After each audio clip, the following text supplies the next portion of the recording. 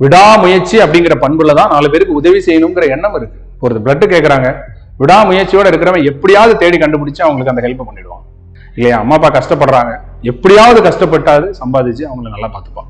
கரெக்டா? ஸோ அப்ப விடாமுயற்சி உடையவன் தான் 4 பேருக்கு உதவி செஞ்சு செருக்கடைய முடியும்.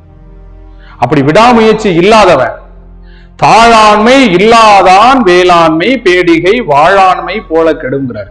விடாமுயற்சி இல்லாதவன் 4 பேருக்கு உதவி செய்யணும்னு நினைக்கிறது ஒரு பேடி தன் கையில் வாளோடு போர்க்களம் புகுந்ததை போல. ஒரு கோழை தன் கையில வாளோட போர்க்களத்துக்கு போனான்னா அவனையும் காப்பாத்திக்க மாட்டான், அவனை நம்பி இருக்கவங்களே அவனால நாட்டையும் காப்பாற்ற முடியாது. அதே போலதான் முயற்சி எடுக்க துப்பில்லாதவன் 4 பேருக்கு உதவி செய்யணும், எல்லாரும் நல்லா இருக்கணும், அவங்கள பாத்துக்கணும், இவங்களை பாத்துக்கணும், நல்ல எண்ணம் மட்டும் போதுமா? சீனின்னு எழுதி நக்குனா இனிக்குமான்னு கேட்பாங்க தெரியுமா? சக்கரன்னு எழுதி நக்குனா இனிக்குமா? அந்த மாதிரி மனசுல நான் நல்லவன்பா, எல்லாருக்கும் நல்லது பண்ண நினைக்கிறான்ப்பா அப்படின்னா நல்லது நடந்துருமா? சொல்லுங்க.